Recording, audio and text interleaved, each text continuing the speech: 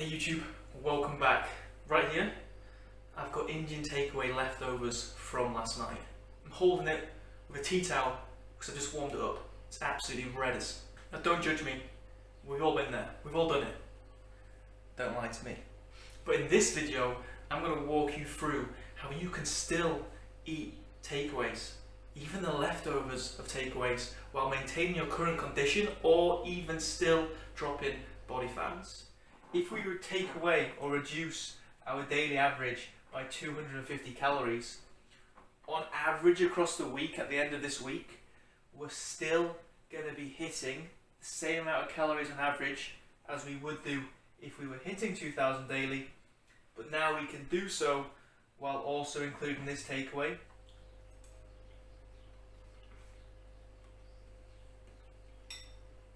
Oh, it is good. Let's go. So, we want to know how we can still consume takeaways and still drop body fat.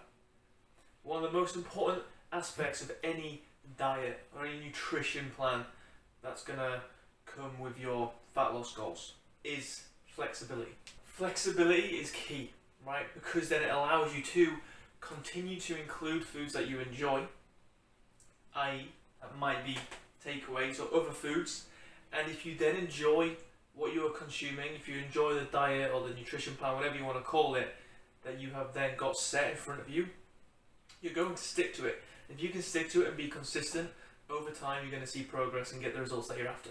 But we have to make sure that even though we're enjoying it, even though we're being flexible, we're obviously still being able to manage and control the calories that we're consuming, right? Because for fat loss, as we know, you need to be in a calorie deficit, and therefore you need to be controlling your intake and your expenditure. So we need to understand how we can go about being flexible, including foods like takeaways or whatever it might be, while still then managing and controlling calories. I'm going to walk you through one or two ways of how we can do this. Now, we're going to use a method that is called compensating calories, okay? And all this means is that we're essentially going to have to move calories around.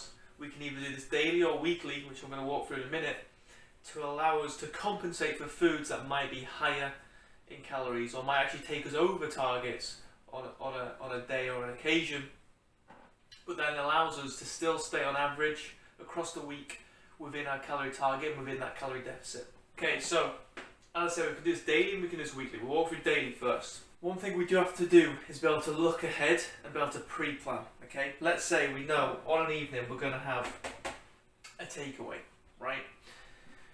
Within that day and within the or prior to that takeaway, the whole time throughout the day before that takeaway, we then likely are going to have to compensate calories to make sure that within that day we're still going to hit our calorie target. Okay, so for example, let's say our calorie target is 2,000 calories. Okay, so our daily target is 2,000 calories. Let's say this takeaway is going to equate to 1,000 calories. Okay, we have to now make sure that whatever we're consuming before that takeaway earlier on in the day is going to equate to 1,000 calories, right? Because obviously the takeaway is going to take up 1,000, which means we're only going to have 1,000 left, right? So we need to compensate the rest of the day to equate to 1,000 calories so that we're still going to remain in our target. Now, that isn't going to leave a lot of calories for the rest of the day, okay? And this is the issue you have with compensating calories on a daily basis, is that it might make it very, very hard for you to then actually still stick to your daily targets within that day, because you're left with maybe very little food, okay? I mean, 1,000 calories, you know, depending on how you want to go about it, across 2 meals before that takeaway, possibly very doable, right? But depending on the situation, you know, compensating calories for that day alone might be quite difficult, which is why we then have a weekly method as well. Okay, so let's look at this, how we can do this weekly rather than daily. Calorie target is still the same, 2,000 calories on average across each day, right? But let's say this takeaway is a bigger one. Let's say we're also maybe having some drinks with it as well. Let's say it's going to be a total of 2,500 calories. Okay, takeaways in themselves are quite calorie dense. So 2,500 probably isn't a bad guesstimate, right? So let's say it's going to be 2,500 calories within one day. But this is also going to include food before that takeaway within that day. So let's say, you know, as a whole, that day is actually going to equate to 3,500 calories. So this one day on the takeaway day is actually going to equate to 3,500 calories in total, which means for that day, on average, we're actually going to be 1,500 calories over. Okay, now, when we look at calories, we can think of it across a week. Okay, so for 1,500 calories over, if we assume that every day for the rest of the week we're going to stick to target, it's going to be 2,000 calories. At the end of the week, we're still going to be 1,500 calories over. Okay, so when we compensate weekly, we essentially now need to compensate the rest of the week, or if you're really on the ball and you pre-plan.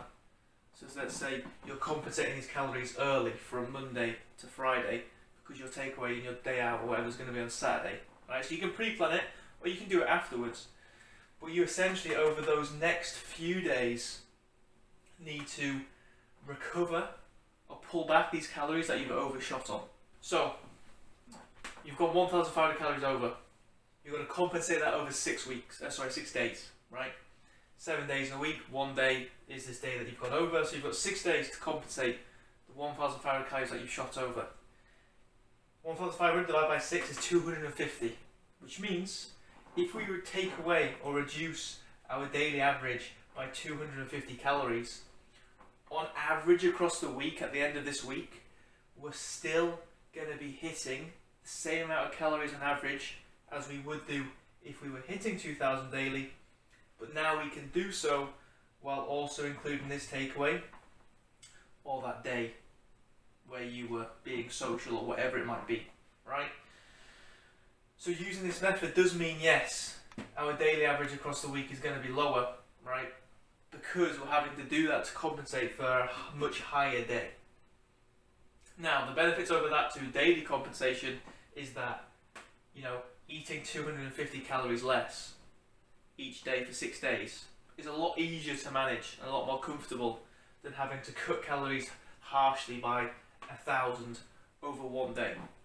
But when we start pre-planning and looking at calories in this way, it makes it a lot easier for us to be flexible. And like I said at the very beginning, being flexibility is important for enjoyment, and enjoyment is going to be key for consistency and adherence, which is then going to be the ultimate factor in terms of the results that we get. Hopefully you found this video helpful. If you did, please drop a like. If you have any questions throughout all this, if maybe some of this was a little bit confusing, throw them down below. And if you haven't already, please do subscribe so you can keep up with the rest of these videos. Take care, and I'll catch you on the next one.